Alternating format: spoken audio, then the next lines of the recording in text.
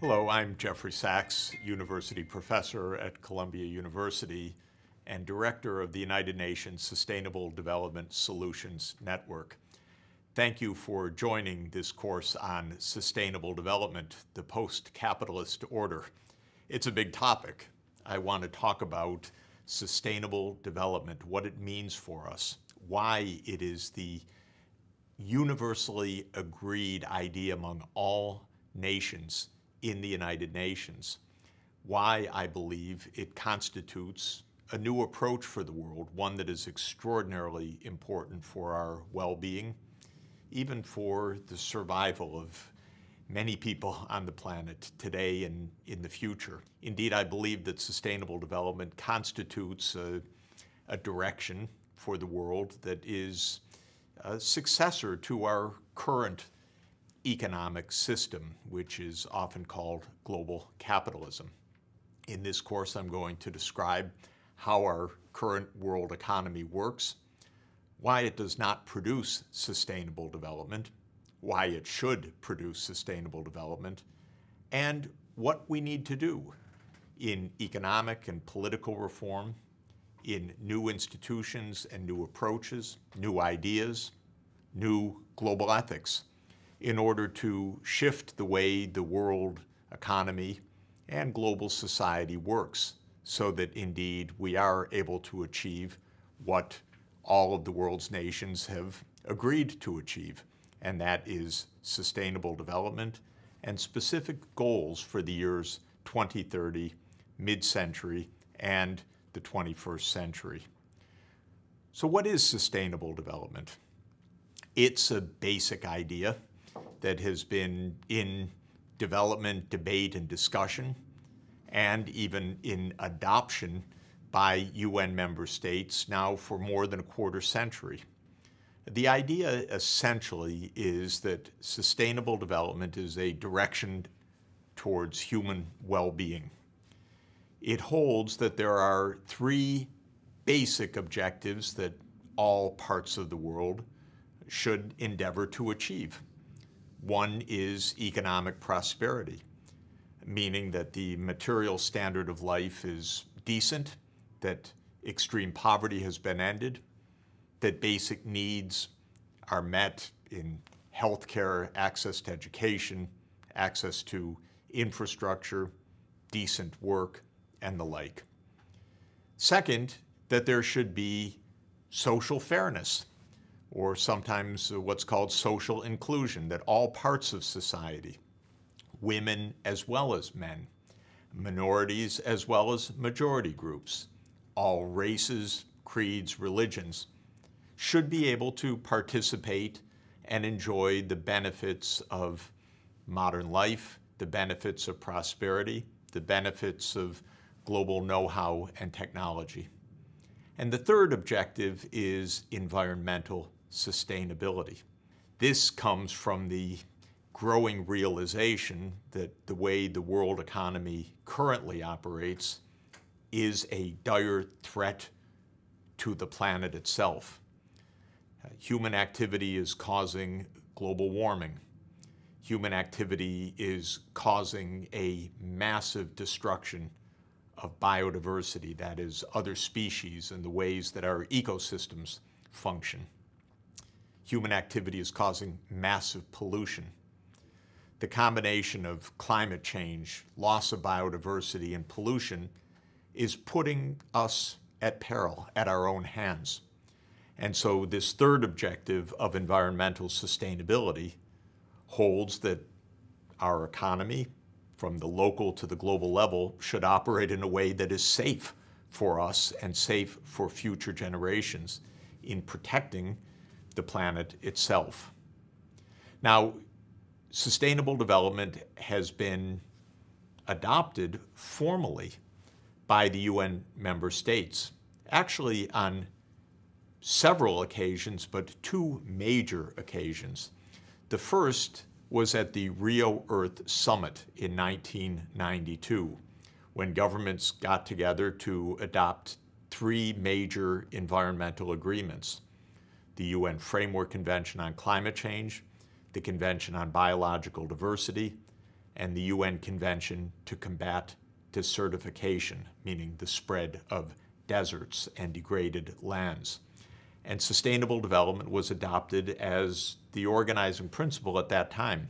Alas, those treaties have not properly been implemented. We have ongoing climate change. We have ongoing loss of biodiversity. We have ongoing spread of degraded lands and desert.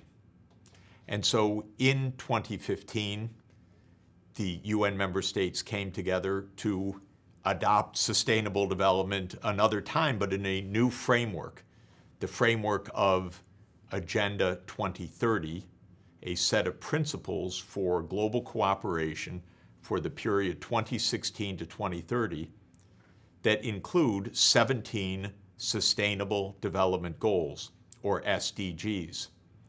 And when that was adopted on September 25th, 2015, the nations knew that in just a few weeks they would meet again in Paris to consider the specific but massive challenge of human-induced climate change, global warming.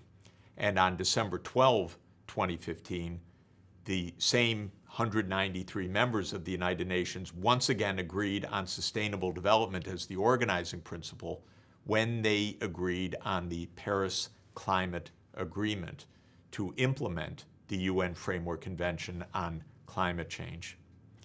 Now, in this course, I'm going to describe how those goals, prosperity, social inclusion, and environmental sustainability, require a change of direction for the world, a new set of institutions and ideas, a new kind of governance.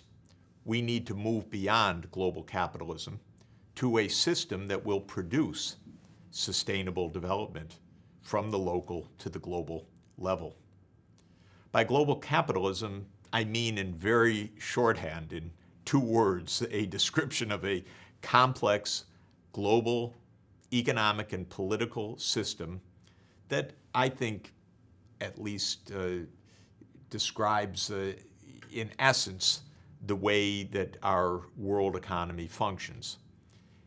Capitalism means that the system is largely managed by privately owned companies and specifically by corporations, a legal framework of business that I will describe in this course. And the global with the capitalism means that this business is to a very large extent interconnected and spread across the world's continents through trade, through finance, through the diffusion, meaning the spread of ideas and technologies, the flow of people as workers, migrants, refugees. This interconnected world in which privately owned corporations are the main entities or organizations that guide the resources in the economy is our system of global capitalism. It has some strengths, to be sure. It has produced a world of riches and dynamism of technology really unimaginable in the past. And yet it is a profoundly flawed system as well. It has put profits ahead of people. It has put greed ahead of our own survival. And so we need a change.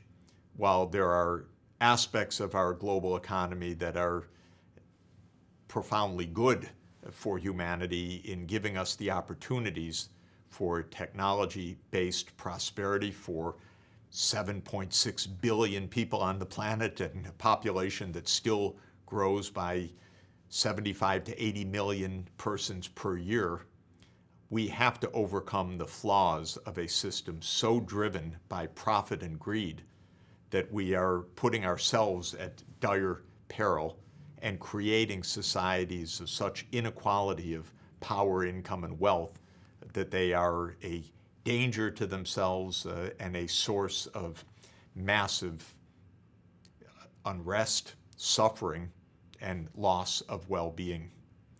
Well, there are many variants of global capitalism because different countries, different societies, different regions have different styles.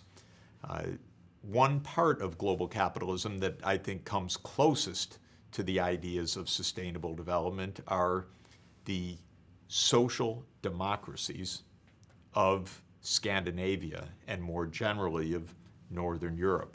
Scandinavia, Sweden, Norway, and Denmark have a institutional design, arrangement, and social ethos that has become called social democratic. That's to be distinguished from the specific political parties of social democracy.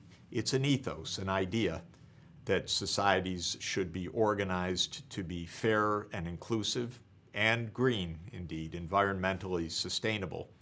And those countries we'll see, and the data confirm it, are closest to achieving sustainable development. They give us lots of clues as to how we should move institutionally in order to achieve this new framework, in order to achieve the goals that the world has set.